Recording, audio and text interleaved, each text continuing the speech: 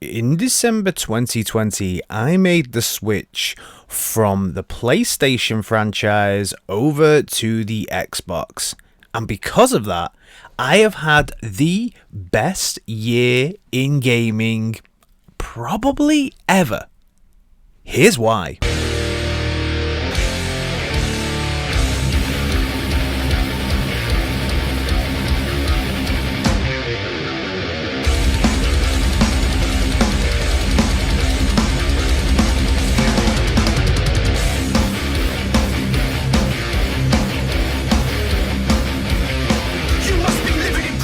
Ba weep, grana weep, and bong, and welcome back to my channel. And today we're gonna be talking about Xbox, and more specifically, my year with the Xbox franchise.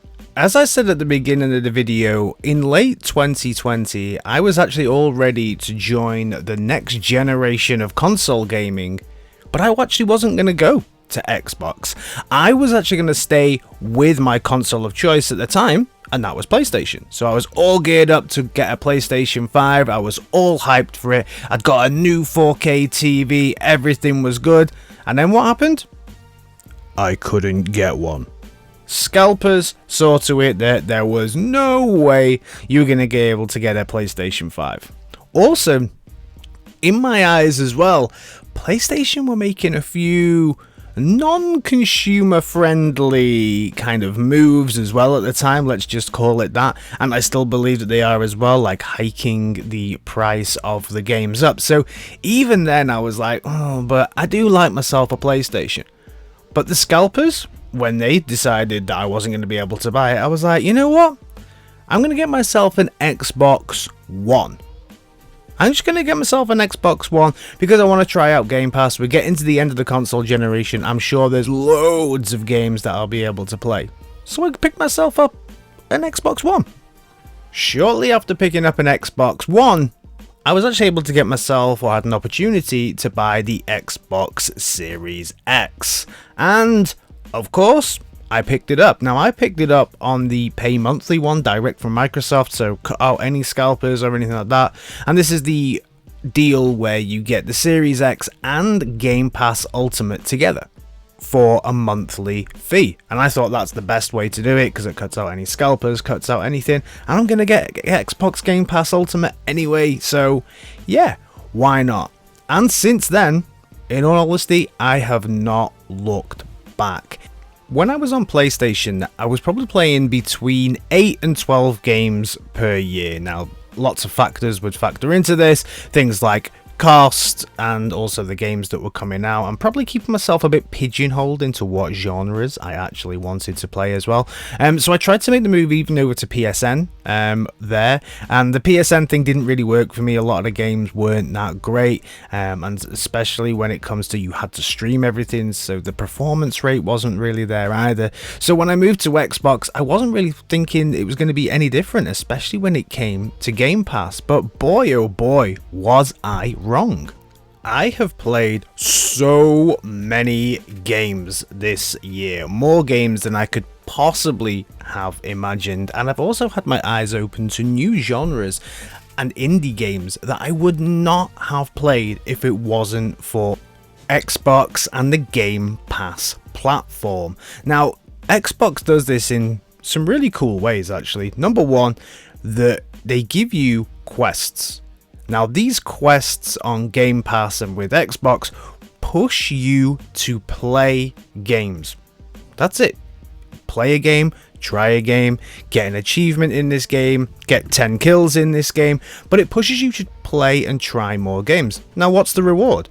The reward for doing this is you get Microsoft points that you can then use to pay for your Xbox Game Pass subscription further down the line, buy a DLC, do whatever you want, but you do get something in return. So it pushes you. It is a quest. It pushes you, for those completionists out there, it pushes you to do something, pushes you out there to try this game, try that game, get something in return.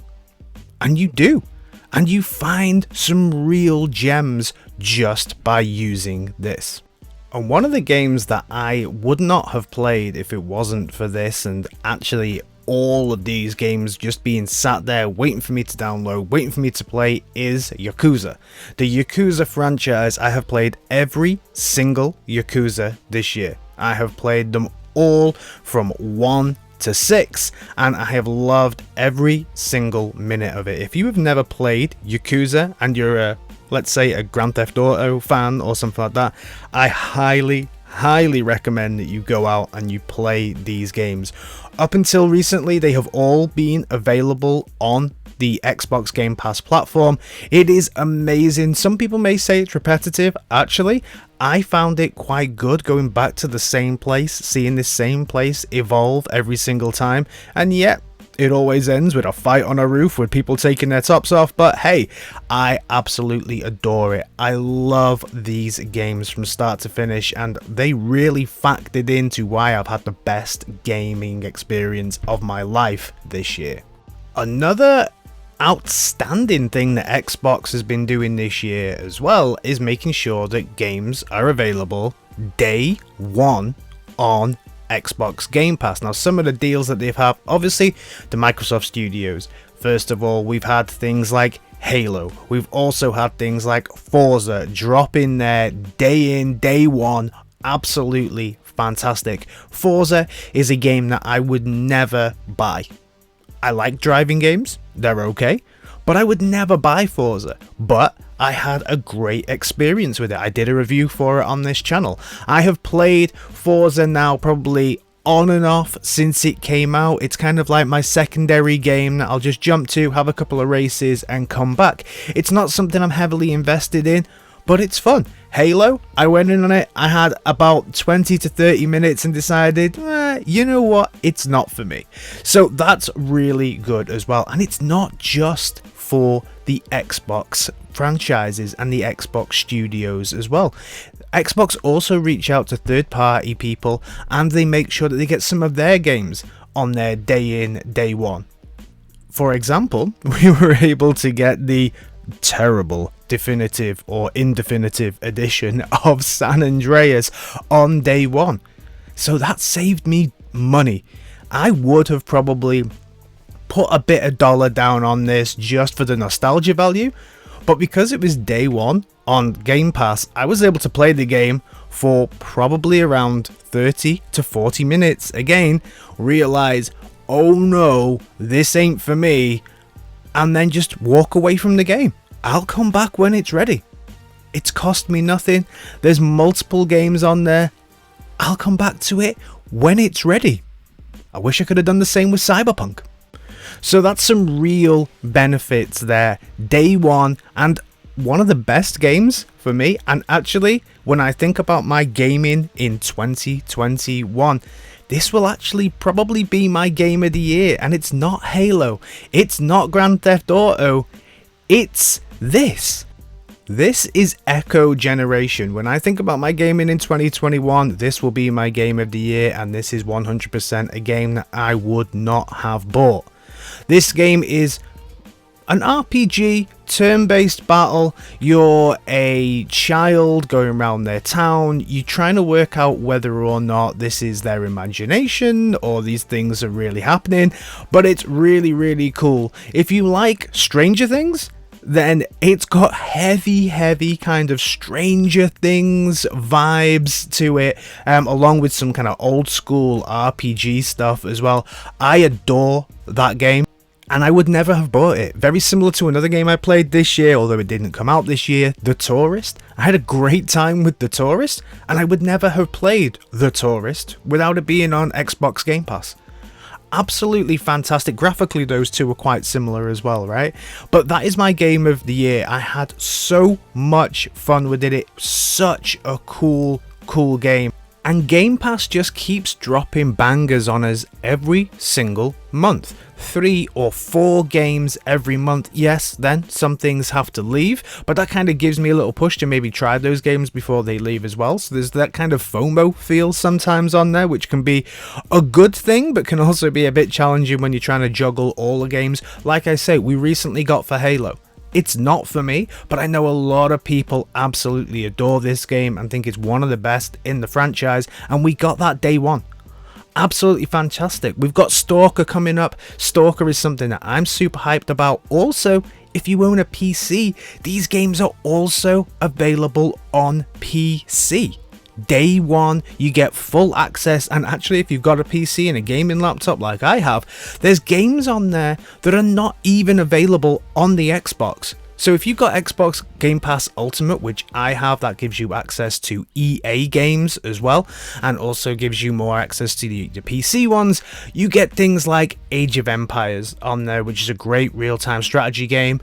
You also get a lot of access to other games that you just don't get on Xbox. So essentially you're getting double the platform. They're also getting into xCloud, which is your cloud-based gaming. Now recently, obviously we've not been traveling too much due to Unicron being everywhere. However, in my real job, I do travel quite a lot. I can't wait to get out on the road again to try out the xCloud, because it means that when I could be in another country doing my real job, then I'll be able to play my Xbox games from my laptop, from my phone, from my iPad, whatever it is. Absolutely fantastic. And seeing as a lot of the games that I play are RTS or turn-based strategy, I shouldn't have any problem with latency whatsoever.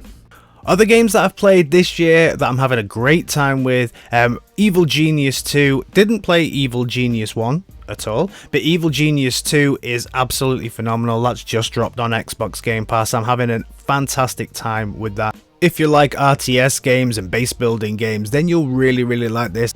Especially if you like a bit of tongue-in-cheek humour about James Bond villains and things like that. Also, I played Warhammer Battelsector this year. Phenomenal game. The best Warhammer game I've ever played. DLC for this one coming very soon. Might actually be what I spend my Microsoft points on, because I just adored this game from start to finish. And again, would not have played this without Game Pass, because the quality of Warhammer games can be a bit sketchy sometimes. I also played the Gunk this year, which is kind of a cyberpunk meets Alice in Wonderland platforming action adventure game that was absolutely awesome. Short, but had some amazing storytelling. Again, I've reviewed this on the channel. I highly recommend going to play this game, and I am not this kind of person that plays these games at all. Like I say, I'm more of an RTS, turn-based strategy type guy. So this, for me, again, I'd probably put this in my top 5 of the games of the year. The fact that it stuck with me is a surprise to me. So to wrap up on my feelings around Xbox and the Xbox Game Pass platform, amazing.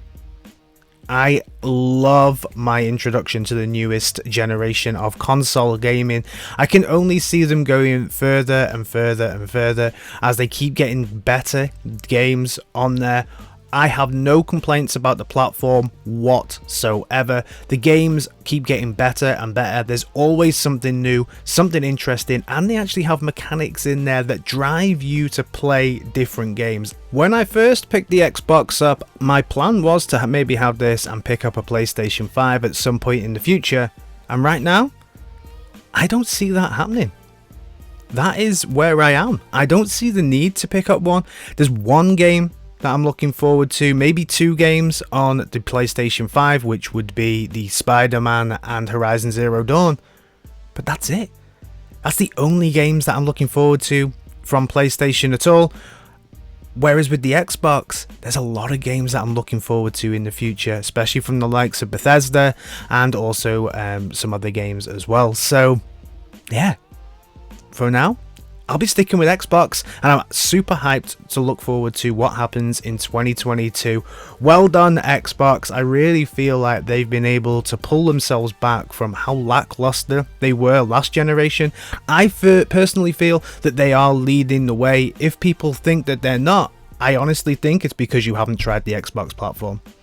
I love people being consumer friendly. I think last time around they were not consumer friendly. Now they've really focused on how can we be the most consumer friendly platform around, and they are that. Bang for your buck, you can't beat it. Let me know your thoughts on this one down in the comments, and I'll see you in my next video. Alright guys, in a bit. Peace!